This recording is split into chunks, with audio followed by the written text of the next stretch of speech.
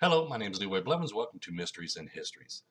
In this episode here, what I'm going to do is I'm going to talk a little bit about some stuff in the JFK assassination and give out some advice and stuff like that.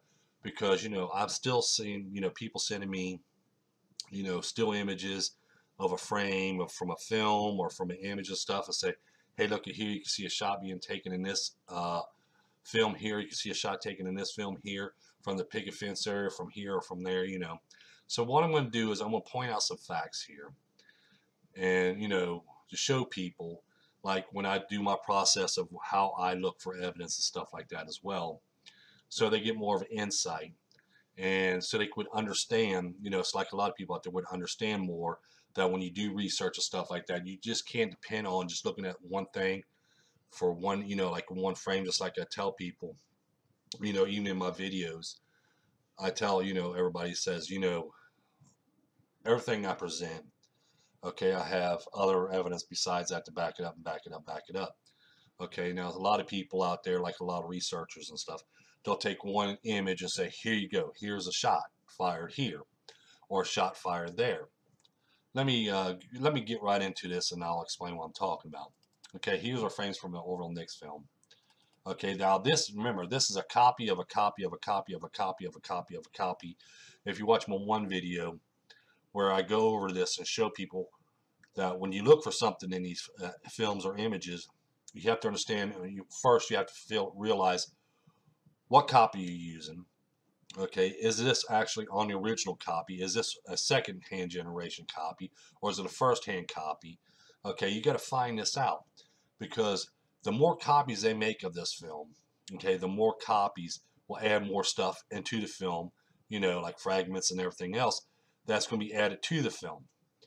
And then when people views a film like this one here, I think this is the 12th copy of this, 12th generation copy. And you got already 12 generation, it's 11 generation copies plus original copy and everything else, where all these frames got things added into it, which I'm going to show you to you right now. Okay, as we watch the film, we could go by frame, as you see here. But you see there is a mark line right here. Now, it's not on the original film, but this has been added to the film as you go through copy after copy after copy. Now, as we go along, I'm going to point out some things like right here. Someone was pointing out, see the streak right here in this one frame, because you go from this frame here, then you see this next frame here. That's a shot. No, it's not a shot, actually. That is just a mark, a crease in the film frame. Okay, like I said, it could that crease could have came from a 4th generation copy or a 5th generation copy, and then any copies made after that, that crease is going to continuously be in them copies. That's how things get added to it. Okay, but actually this is just not a mark on original film. This is not even seen there. This was added to the frame as it was making copies after copies after copies. Just like right here, we're going to see another mark. As you see 3 marks here, which I explained this in the video I made, which you see 3 marks and people says, well, I think these are 3 shots being fired.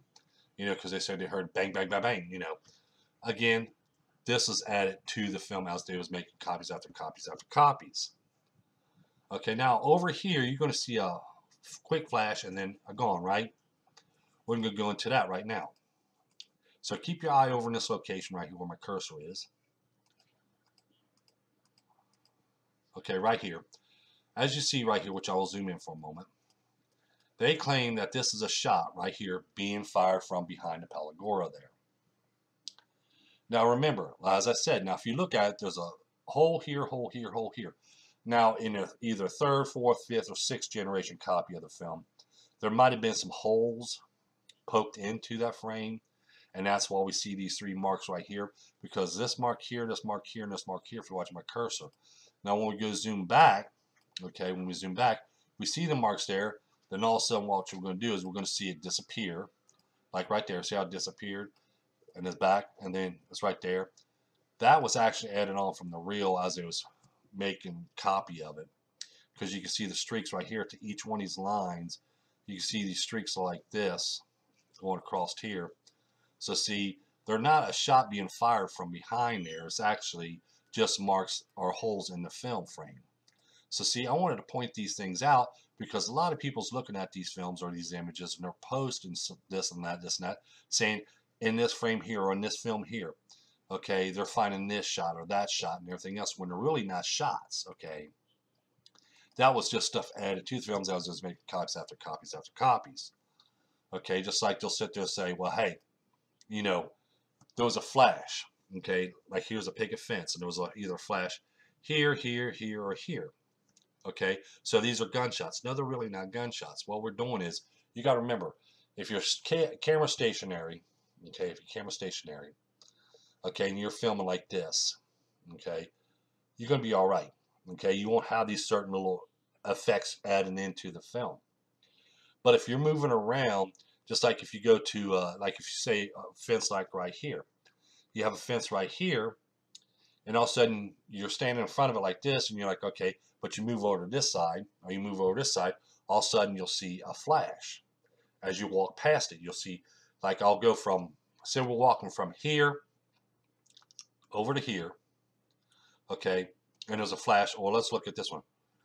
Say we were standing right in front of this, and we move over to here, and all of a sudden we're going to see a flash. Okay, excuse me for a minute. I had to take the holes out of my mouth. You'll see a flash right here. Now, if you're filming something, you go from like this angle, and then all of a sudden you move over this angle, and you go through that spot there, you might get to catch a flash. Now, the flash you're capturing doesn't mean it's a shot. It could be the sun reflecting off of a bumper, or off of a car, off of a windshield. Okay, we have to look at these facts here. Okay, we have to look at it that way. Remember, that's a parking lot, that grassy knoll area where they're talking about. There's a picket fence there, but there's vehicles packed behind there. There's trucks. There's different kinds of cars, you know, in different locations, side by side and stuff. So when you're moving from one spot to another spot in motion, you're going to get that catch that quick flash, but then you're going to see the flash gone. But if you go back to it, you'll see a constant flash in every frame after that. But they don't do that. They just move to one side or to the other side, and they'll capture that one little flash or sunlight coming through even these grids in between here. So, excuse me, the sun's coming through, and you move to a certain section, and you get the sun behind here, because remember, it's 12:30, sun's right above them. They're going to think, well, this is a shot fired here, shot fired there, but they're not taking consideration could have been off of a vehicle, off of a windshield, or the back window, or the chrome, or the side of the car, off of a mirror. You know, anything can make a flash behind a picket fence. That's why when I look at films and stuff like that and images, okay, I took all this stuff in consideration.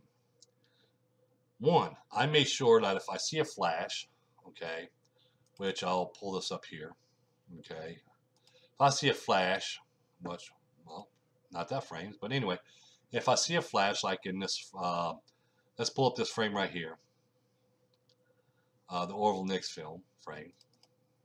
Okay, I have a flash inside the window here. This is frame 26.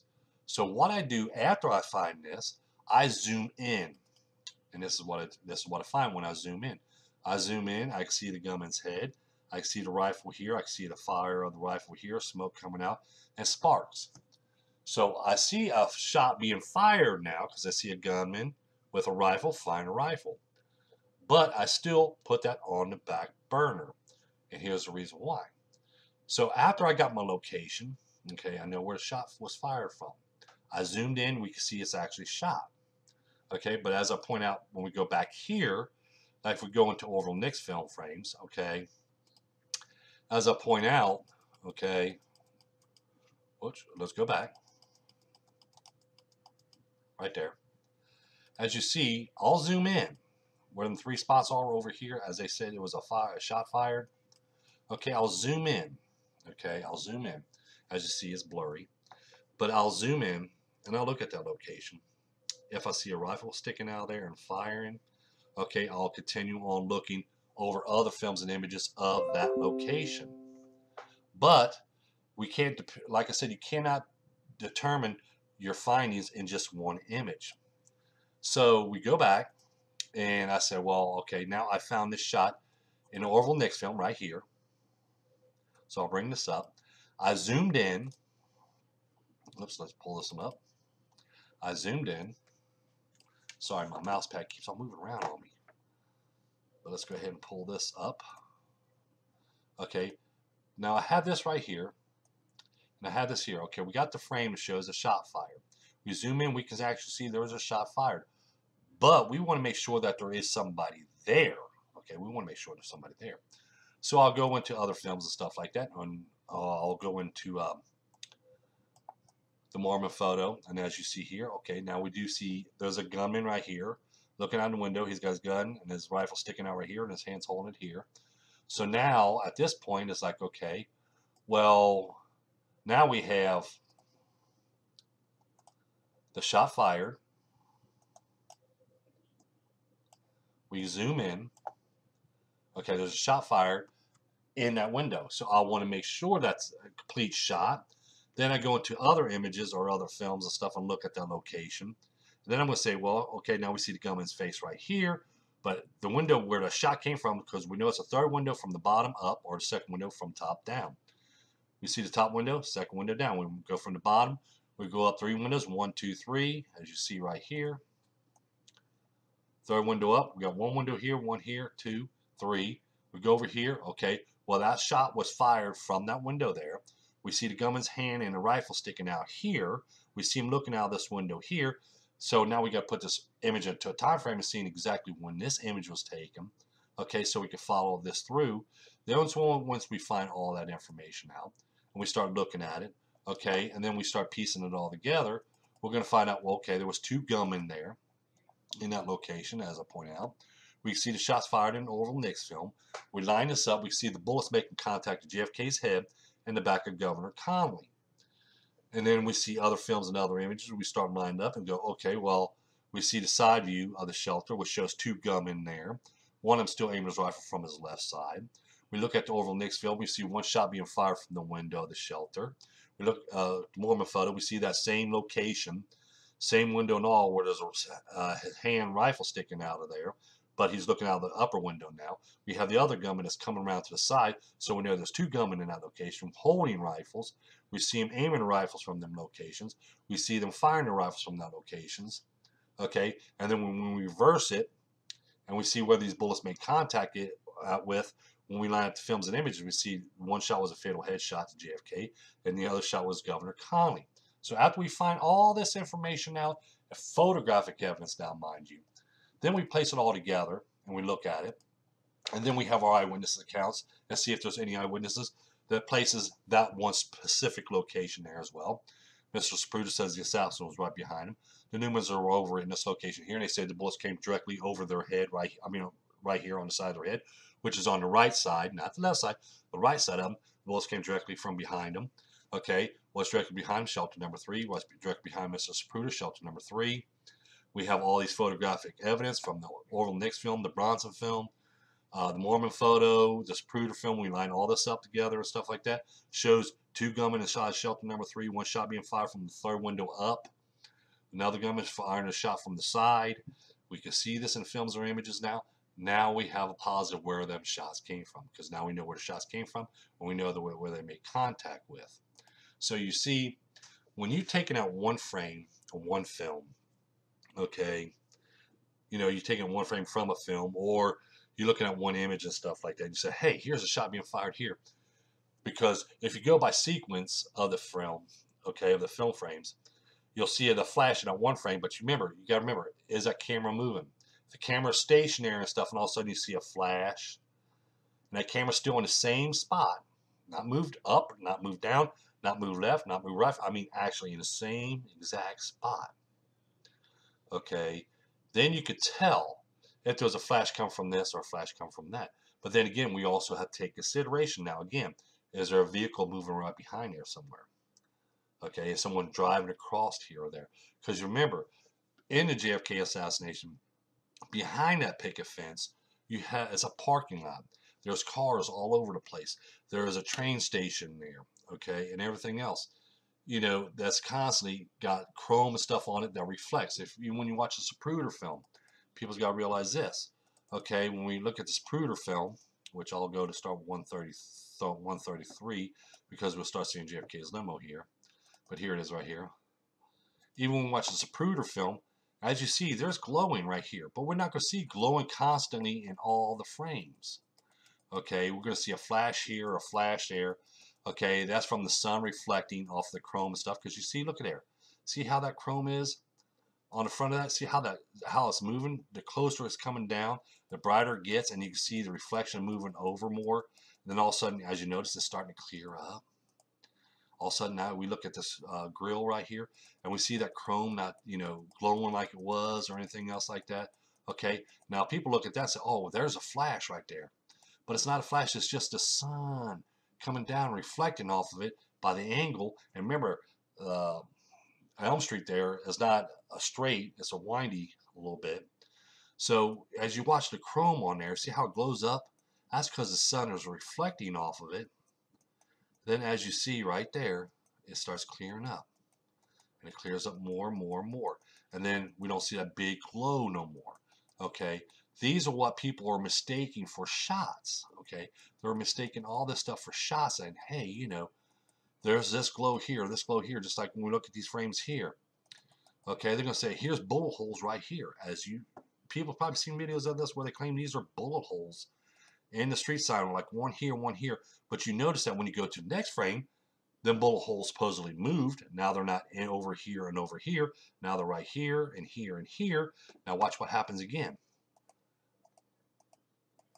See how it's gone? But then all of a sudden now there's another supposedly bullet hole right here that someone pulls out. Okay, that was never there before. But again, when you start going to another frame, it's gone. When you go to the frame before or the frame after, see, it's gone. So see, people are taking one frame and say, here's a shot being fired. Their gun is in this location here because we can see a shot fired there. But they're not paying attention to say, well, is that person captured a shot being fired here? Then somebody else had to capture a shot being fired from there. Or one thing or another, as you see in my research. Okay, as a researcher and a photo analyst and everything else, we had to take all these considerations of the locations that these sections are taken in. Okay, we know there's a parking lot there. We know there's vehicles there. We know there's chrome there. We know the sun's right above them. Okay, and the motion of yourself even running, if you're walking or running or whatever, and you got a motion of a camera, okay, it's going to move and you're going to hit a certain spot where the sun's reflecting on that chrome or on that windshield, where it's going to come back as a flash to you inside when you're looking through that camera.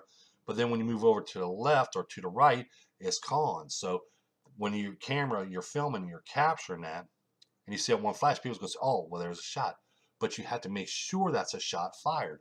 That's why when I pull out my information, and I show my information, okay, as I point out when it comes to my research, just like the gunman inside shelter number 3, okay, I'm showing shots fired from the Orville Nix film, Bronson film, showing the shot fired from this one exact same window and on the side of the shelter, the same exact location, showing gunmen inside of that location with rifle sticking out of that same location where them shots were fired, and the gunman coming around the side where that shot is fired. Then we have the side view as well, okay, showing where this fatal, and then we line these frames and these films up with the Zapruder film. We're going to find out, well, okay, this shot was fired from this window. It made contact with JFK on the right side of JFK's head by frame 313.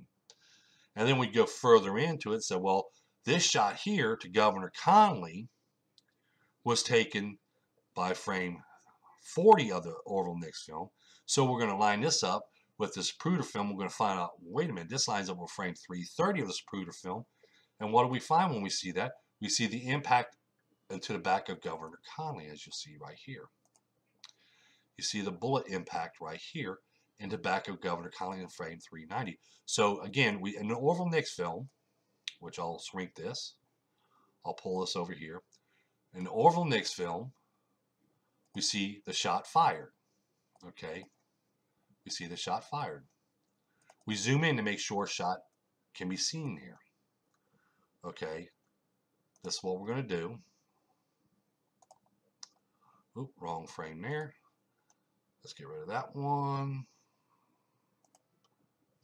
Let's just go ahead and clear all these out real quick because it makes it easier on me. Okay, we got this frame here. Sorry, that was my wife again. We got that one there, this one here, And we got the Orville Nix film frame here, and then we have the close-up. Hopefully the close-up's still there. Yep. Okay, now we're going to get it straight. Okay, we have the shot being fired. We have the close-up of the shot being fired there. Which I got to pull this one up. Sorry for taking me time. I'm just trying to get all this in order so we can have all this in order so I can show you what I'm talking about. Okay. Let's go back. Now, in Orville Nix film, we have the shot fired from the side of the shelter. We have a close-up. We can see the gunman, top of the gunman's head. We can see the flash of the rifle. We can see the smoke trail.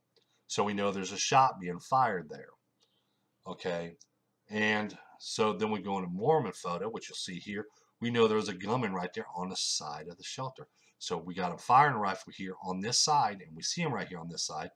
Then when we line this film frame up to the Zapruder film, we're going to see that shot make an impact into Governor Connolly's back. This is where the bullet strikes right here. So we have the Orville Nix film showing the shot. We have the close-up, made sure it was a shot being fired from there because we can see the gunman's head and everything else. We're going to look for other evidence to make sure there was gunman there, plus eyewitness accounts, which we'll see right here in the Mormon photo. Then when we line this frame up, frame 40 with the Zapruder film from the Nix film, we line it up and we're going to see, well, frame 40 was a shot fired. We line this up by the surroundings and by the people's reactions and stuff in both the frames and stuff. We're going to find out frame 330. Now we're going to see the bullet make impact. So now we have the location of the gunman firing his rifle from that location, and we have the location where the bullet made impact, which is in Governor Connolly's back. So we know this gunman here took the shot to Governor Connolly. I wanted to make this video here to point out some of these facts and stuff like that and give some advice that, you know, even for other people that's going to look into this kind of film or in this kind of research and stuff like that. Don't think, you know, when you pull up and you see something like a flash behind a picket fence or anything like that, don't get discouraged. But like I said, you have to make sure before you brought that, you know, bring that out, you see a flash here, a flash there, take in consideration. A true researcher has, or a photo analyst as well, has to take consideration there's cars behind there. There's trucks behind there. There's windshields. There's chrome and everything else. The sun's right above them. It's 12:30, you know, in the afternoon. Sun is beating down on it. So a certain angle you're going to position yourself, there could be a flash coming from behind there. If you move from that angle or move it just over to the left or up or right, down or wherever, it's going to look like a quick flash and you're going to think there's a shot coming from there, but it's not. It could be sun reflecting off a windshield, off of a vehicle, the chrome, the headlights, you know, a mirror, you know, or a car driving behind there, you know. It could be reflecting off of anything, okay? It might not even be a shot. It could have been just reflection of the sun reflected as I showed you in the Zapruder film. Okay, we have to take all this into consideration. We see a flash there. Let's zoom in. If you don't find nothing, just that flash there. Okay, look at other films. Look at other images of that location. Study that location. See if there's anybody talk about, you know, shot from that specific location. Don't say, well, it's behind a picket fence. That means a whole picket fence. I mean a specific location, like it came from exactly from this location here, or exactly this location here. Okay, fine. That's how you find more evidence and stuff. And like I said, look at other films, look at other images, study that location, and see if there's any movement there. You know, go by frames before, frames after. Go back and forth, see if there's any movement. You know, because you want to pay attention to that and stuff like that. Because even like I said, pointed out, in even in a Nix film, okay, which I'm gonna have to go into here. Even when I noticed that, even we can see it when you're, because once you know a location you're looking at and you concentrate, you can start making more sense. Like when I look at this location here, okay, we're gonna see him pulling his rifle back right here. He already took the shot. Okay, he already took the shot right here.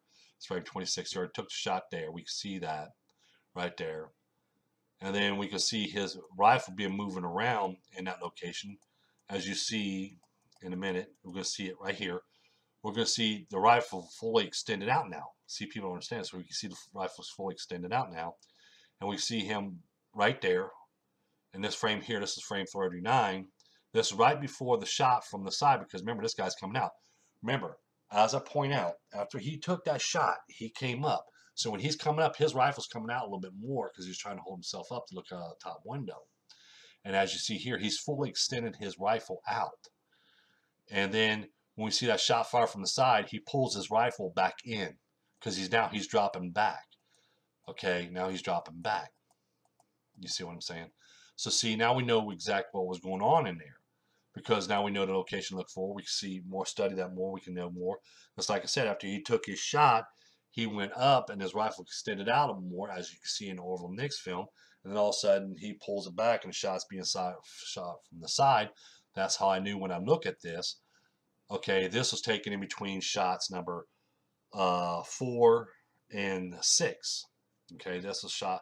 He took the fatal headshot to JFK. He starts looking up. That's why we have in the Mary Mormon photo, mind you, just while we're in Mormon photo, we can see the rifle standing out because in the Orville Nix film, we can see that. We can see the rifle standing out, which I'll go more than that. I'll tell you what, I'll go more than that, and I'll show you more in another video and stuff. I just want to make this video here because I don't want to be too long. I just want to make this video here to let everybody know that every little speck or every little flash that we're going to see in films or images, we can't consider them as being shots fired. Okay, because like I said, you have to, as a researcher, as a film and photo analyst and stuff, you have to realize that is it a second generation copy or third generation copy or so on and so on and so on. Okay, because a lot of these marks and stuff, as I point out in my videos and stuff like that, you're not going to see these marks in these other films. You're only going to see them in the copies of the film. So people's mistaking these little flash marks in these films or images as shots being fired, but they're really not. Like I said, I just want to make this video here to give out a little bit more information in case anybody wants to make, do research themselves and stuff and give more insight on what to look for, what not look for. Okay, because, this kind of information you need to do when you're doing proper investigation. So don't forget that like button. Don't forget to subscribe. Don't forget to tell your friends about us. Share this video on social media and stuff. Share my other videos as well. Like I said, always in the description down below. You can see location where you can buy my book, Evidence of Conspiracy. It's on paperback or Kindle. Don't forget to hit that like button again. And thank you, and you all have a pleasant day.